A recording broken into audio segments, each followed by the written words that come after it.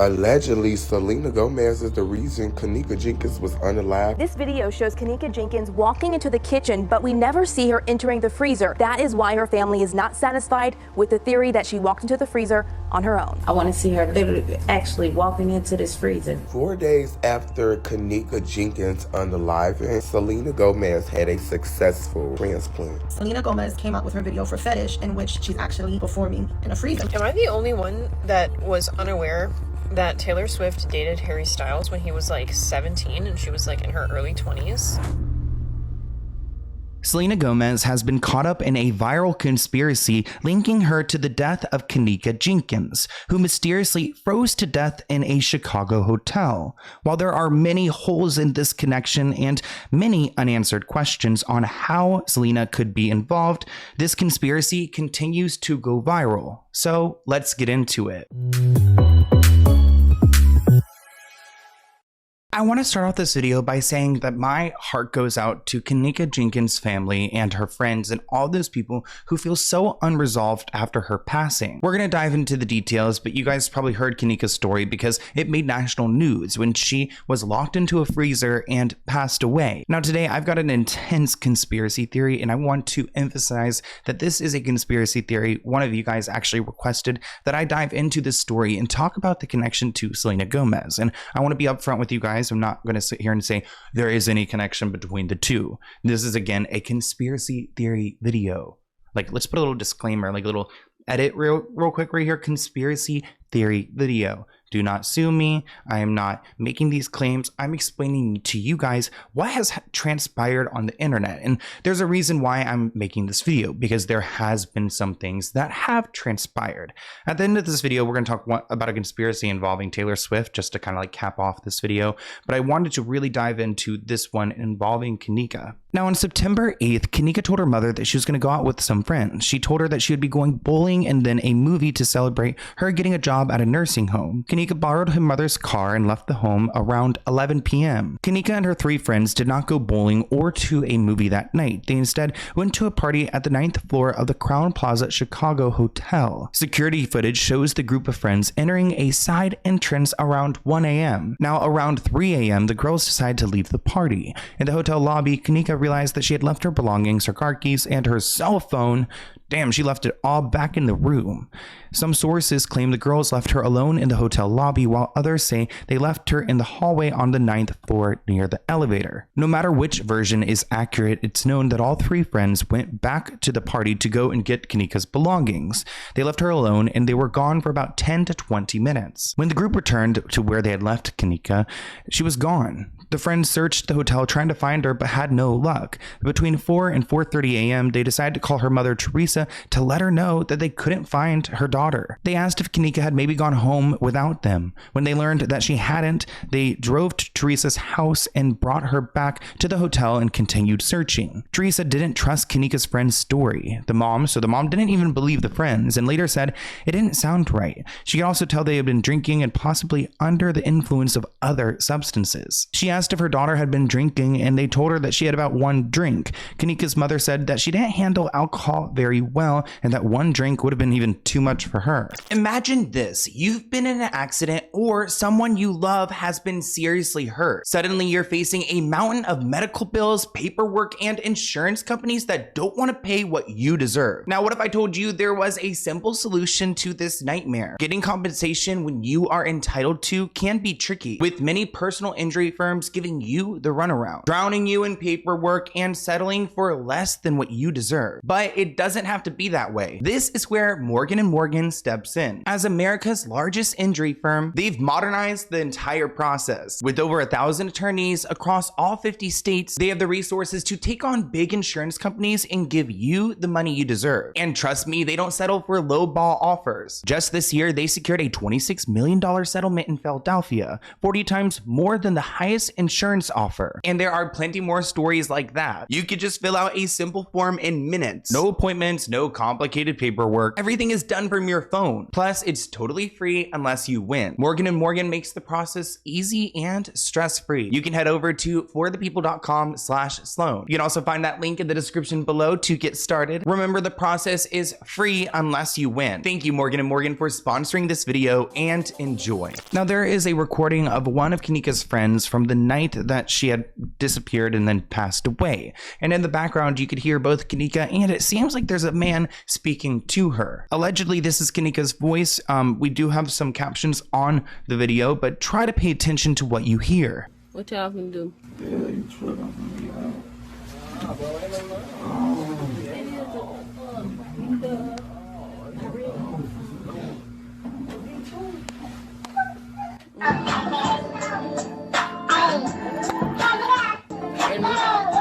Ranisha ain't hit it. You got some money for me? Check it out. Yeah. I'm not drunk. You don't have to enjoy yourself. I am enjoying myself. I'll see you. I'll make What's up, you hit me? I'm out here. I'm telling you. What's up, you riding with me or what? So it's not the best video clip, but it's what we're working with. Either way, it seems like weird vibes in that room. I don't like the energy. So supposedly they asked the hotel desk for help, but they refused. She requested to see security footage or for a security officer to look around and figure out where her daughter had gone, but they told her only the police could request these tapes, which is so sad because like what if like they were in a crucial period where like Kenneka could have been saved. At 7:15 a.m. Teresa called police about her missing daughter. The dispatcher told her that her friends could be lying and that Kenneka was probably passed out drunk in a random hotel room. He told Teresa to go home and relax and wait a few more hours for Kenneka to show up. The next day, Kenneka was officially reported as a missing person and police began an investigation. Finally, the investigation began around 1:15 p.m. the next day on September 9th. Hotel staff claimed they look at security footage and they don't see anything, but police searched around the hotel and the surrounding areas and they agreed they couldn't find anything either. But around 10 p.m. that day, an officer with a brain decided to look back through the security tapes in case something was missed. And of course, there was something missed. He discovered Kenneka stumbling around the halls of the hotel lobby around 3:20 a.m. She appeared to be extremely intoxicated, confused, and stumbling into walls. After this, police sent out another search team to look for her and follow her last known steps. Kenneka had gotten into an elevator and taken it down to the lower level of the hotel, where she stumbled out and down the hallway. The tapes show her walking upstairs into another hallway, at one point walking into the men's bathroom. She eventually found her way to a kitchen that was under renovation and not in use. The last known footage shows her walking through the back of the kitchen towards the double freezer. The freezer had a cooler in front with a second door leading to the freezer's area. The video does not show her walking into the freezer, but it's speculated she opened the door, walked in, and couldn't find her way out again. Now, this kitchen in particular was under renovation, so it was not in use, but the freezer was still running. They had extra food in there for storage for this upcoming restaurant in the hotel, and the freezer itself could go to as low as 8 degrees. This video shows Kenneka Jenkins walking into the kitchen, but we never see her entering the freezer. And tonight, that is why her family is not satisfied with the theory that she walked into the freezer on her own. Surveillance video shows Kenneka Jenkins walking with friends at the Crowne Plaza Hotel early Saturday morning. We see her a few hours later by herself. At one point, she stumbles out of an elevator. Later, she repeatedly hits the wall walking down this hallway. Another camera catches her running into a stairwell and then catching her fall. Video time codes appear to show Kenneka roaming the hotel for over an hour. She's trying to find her way, and no one from Crowne Plaza Hotel responds to her. Around 3:30 a.m., Kenneka enters a lower-level kitchen in the hotel. She walks out of frame, but then she's captured walking here on another camera, but we still don't see her entering the freezer. Now, after that second team was dispatched and they spent a couple hours searching, they finally found Kenneka. She was found dead around 1 a.m. on September 10th inside the freezer unit. She was found lying on the floor, hair messy, and one shoe off. She had been wearing ripped jeans, a crop top, jean jacket, and a white bra, and the police described her as frozen solid. Here's a clip of Teresa, Kenneka's mother, reacting to this news. I want to see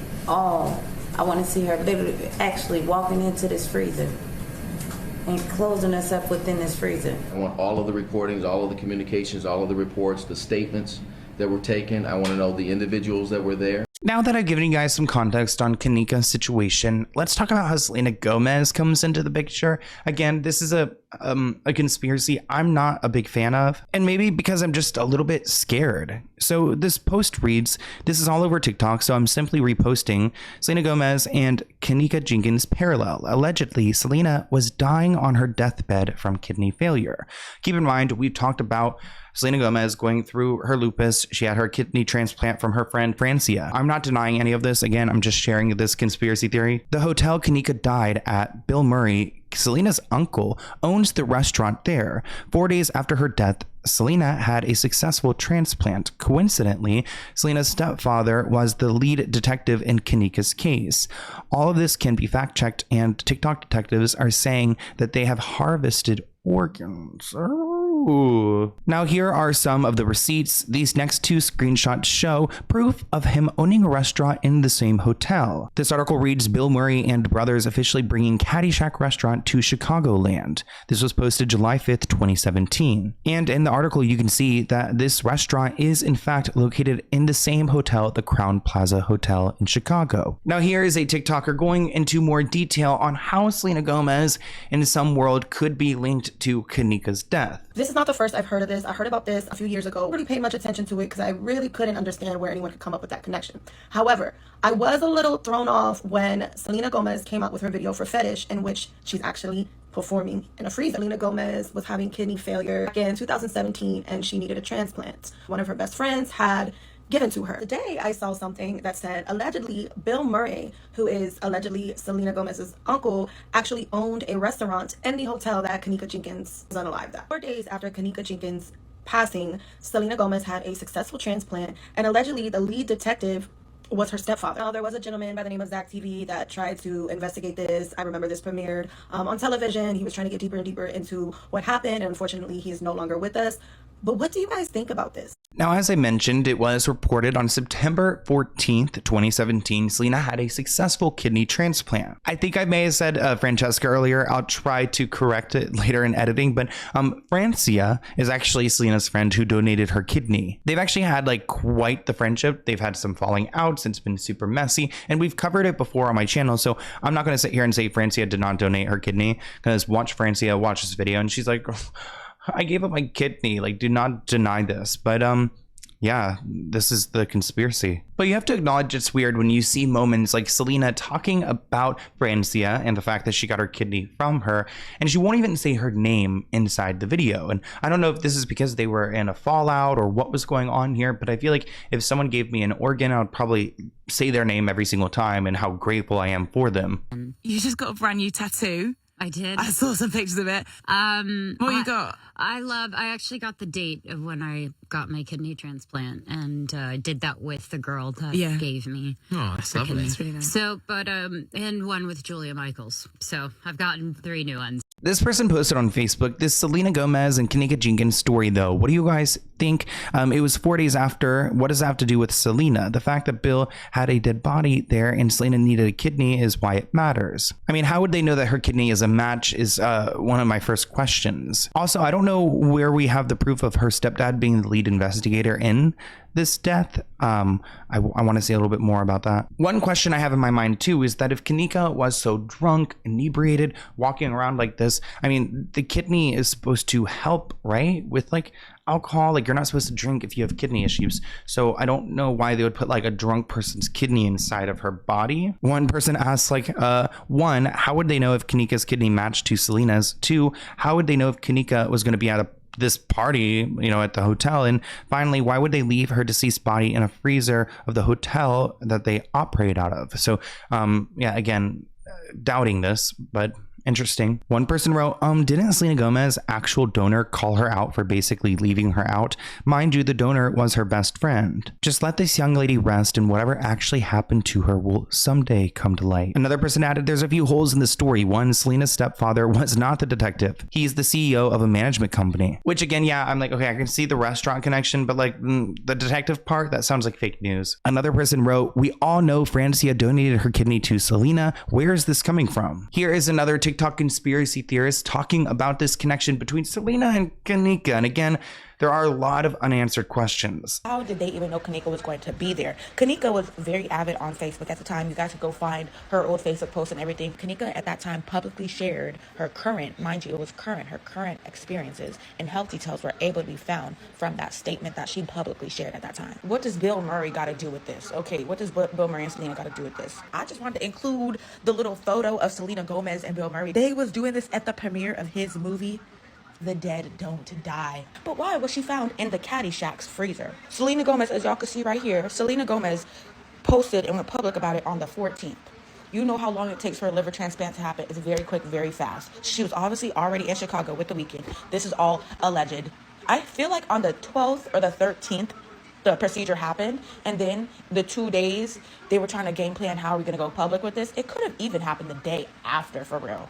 Now we're going to switch gears and talk about one of Selena Gomez's closest friends, Taylor Swift, and another conspiracy theory. Again, should we put our little conspiracy theory like text right here, like conspiracy theory, let's note it, don't come after me, I'm just here telling you guys these stories that you're requesting. In the aftermath of Red, Taylor's version, many fans of Taylor Swift are digging back into her relationships like hers with Jake Gyllenhaal, which apparently inspired many of the songs on the album. One of the reoccurring themes of Red is that Taylor was much younger than Jake, and that Jake actually used that as a wedge in their relationship. Now, some are digging into Taylor's relationship history and pointing out some potential hypocrisy. Now, as they dig through her history, a lot of people pointed out her connection with Connor Kennedy of the famous Kennedy family. When he was 18 and still in high school, Taylor was 22 at the time. It looks like the two met when Connor was still 17 and his mother had just died. She also purchased a house right next to his. Can you imagine having that Taylor Swift kind of money? Like if you had a crush on someone next door at 22, you could just go and buy the house next to his parents. This person shared on Twitter, when she was 22, she dated a 17-year-old Connor Kennedy. What's more creepy is that she moved to a house next to his when he was 17 and his mother had just died. This is what grooming looks like. Ooh. Not the grooming. The only thing Taylor Swift should be grooming is her cats, okay? Forget the boyfriends in their 30s. Swift has apparently had a change of heart when she started dating 18-year-old Connor Kennedy. This person writes, 18, the boy was still in high school. Now, at the time of their relationship, Taylor's love of the Kennedy family was well documented, including one 2011 Rolling Stone interview in which the singer said she had finished a 900-page book called The Kennedy Women, which dates back to the lineage of the first Kennedys coming from Ireland in the 1800s. So maybe she wanted to be with a Kennedy. Taylor met Connor through her connections with his aunt, Rory Kennedy. Many fans believe her song Begin Again from the 2012 Red album was about the start of her relationship with Connor. There is a lot of talk about you and the Kennedys these days. Is there? There is. Do tell. Reports that you're dating Connor Kennedy. True? I don't talk about my personal life in that great detail. I write about it all in my songs, but when I get in an interview, it just sort of feels... It's not as much what I do, talking about it. Ethel Kennedy was asked what she would think of having you as a granddaughter-in-law. And she said, we should be so lucky. She's fantastic. I love her. I met her about a year ago, and she just puts you at ease when you're around her. And she's just like the embodiment of youthful energy. It's really inspiring. Now, this isn't that big of a deal for Taylor because she dated Taylor Lautner when he was 17 and she was 20. She also dated Harry Styles when she was 23 and 18. And I mean, keep in mind, the age differences aren't that grand. It's just weird because the guy was still in high school. The broader point, this article writes, is that Taylor has been in relationships with age gaps where she is older. Although nothing as severe as her relationship with Jake Gyllenhaal, where they had an 8-year age gap. There's an article from 2009 that shows Taylor Swift and Taylor Lautner together kissing when he was, I guess, then 17. This article writes, and here's where she started to slide. Technically, this relationship was possibly illegal in many states as the 20-year-old Taylor Swift was dating a minor. The two met after co-starring in this year's Valentine's Day and never publicly admitted they were dating, but were frequently spotted spending a lot of quality time together. It's believed that the song by Taylor Swift, back to December is her apology to Taylor Lautner for their breakup. Another article reported on their relationship, writing that in 2009, Taylor Swift was 20 years old and Taylor Lautner was 17. The famous couple, dubbed as the Taylor Squared, ended up spending a lot of time together and even attending hockey games. But it looks like the two broke up pretty soon, and it seems like it was Taylor Swift's decision to do so. I mean, in her early 20s, it seems like she really had a thing for the guys who were fresh out of high school, including Harry Styles. Now, before they made their relationship public, it seems like Taylor Swift wrote her song I Knew You Were Trouble about Harry Styles. Following their split, many believe Out of the Woods style and All You Had to Do Was Stay and I Wish You Would and How You Get the Girl and This Love and I Know Places and Clean and Wonderland are all about Harry Styles. Holy crap, a whole discography. I mean, a complete album at least. Am I the only one that was unaware that Taylor Swift dated Harry Styles when he was like 17 and she was like in her early 20s? Hello? Now, plenty of people have defended Taylor's relationships with these younger men. I mean, maybe it was because she had just dated Jake and she was tired of older guys. One person wrote, the amount of notes on this Reddit post is shocking. If it was a man, everyone would be outraged. Taylor has always seemed off to me. This just adds to the reasons why. I swear she gives off the vibes like she would lie about a pregnancy or something to keep a man. Okay, hold up there, Redditor. I mean, that's a pretty far reach. Another person writes, yeah, she was 23 and he was 18 when it ended. And then there was Taylor Lautner. There's also the hypocrisy of Dear John and All Too Well about those guys. Another person writes, WTF, this happened? Imagine if it was inverted, a 22-year-old guy with a 17-year-old girl. Which we have seen this before. I mean, we talk about Tyga and Kylie, and people, they noted it, but they weren't that outraged, though I must acknowledge that people have noted it, and it's come up years and times again. I've got a podcast diving into Kylie's entire life and social media and her career, so we will be talking about that in that episode. Definitely go and subscribe to Let's Get Into It. One person commented, it's so disgusting how she gets a pass for this. Women can be predators too. Another person shared on Twitter in one of her songs, she also confessed that she likes her man to have a young, boyish look. For someone who has dated all these minors, I would say typical of a creep. And in her song, I Think He Knows, she does have the lyrics, he got that boyish look that I like in a man. Now, again, these conspiracies could be reaches. I mean, I already feel like I'm reaching really far with a lot of these. And again, I don't actually subscribe to these conspiracy theories. These were requested by you guys, and I decided, let's just group them into one video because they are both very touchy, and actually I'm a little bit nervous to see what you guys react to this video, but it's all, just entertainment and also deciphering, and we don't really know the truth. So maybe one day we will know. But I hope you guys enjoyed this video. If you guys want more conspiracies, reach out to me at SloanWellKnown@gmail.com, and I'll see you in another video soon. Bye, guys.